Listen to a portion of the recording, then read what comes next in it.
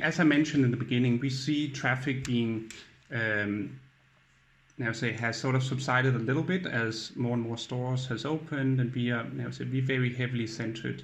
Now say our biggest markets are in Europe, so we have now say we currently 40% up compared to our sort of usual traffic at this time around.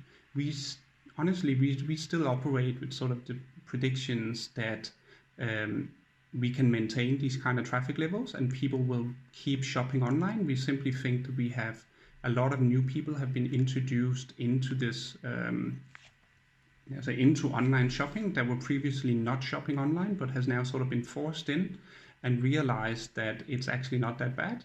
Then I think from our end we supply a lot of like coupons and deals and say anything related to savings.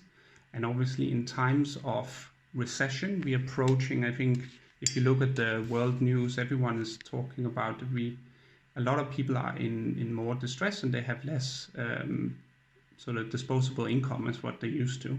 And we are definitely seeing probably a more demand for our kind of services in times of recession. So we are sort of anticipating that we can maintain these traffic numbers going forward. I would say that I would agree. Although I think there's a difference between perhaps your audience and the Chinese audience of Deal Moon.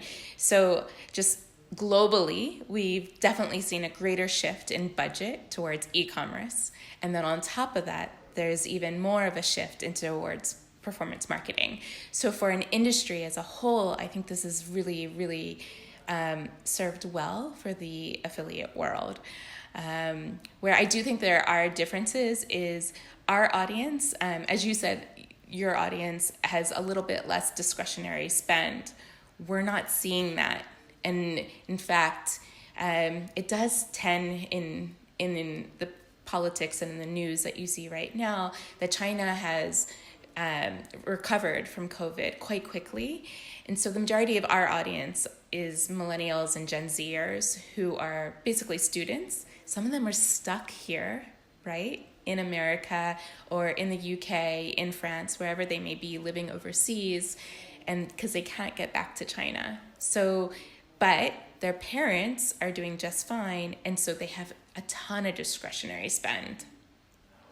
So I do think that this will only accelerate and this will only continue. And I think this is just, I mean, as horrible as this has been, there is a bright side that there's good news for some of the affiliate world. Now, presumably, Rose, just on that point about your market there, are they looking for new, unique experiences to keep their attention? How are you thinking long term with this to make sure that, yes, even though this is a very good thing to happen in 2020, that this continues to be a good thing moving on into 2021 and beyond? So new, unique experiences.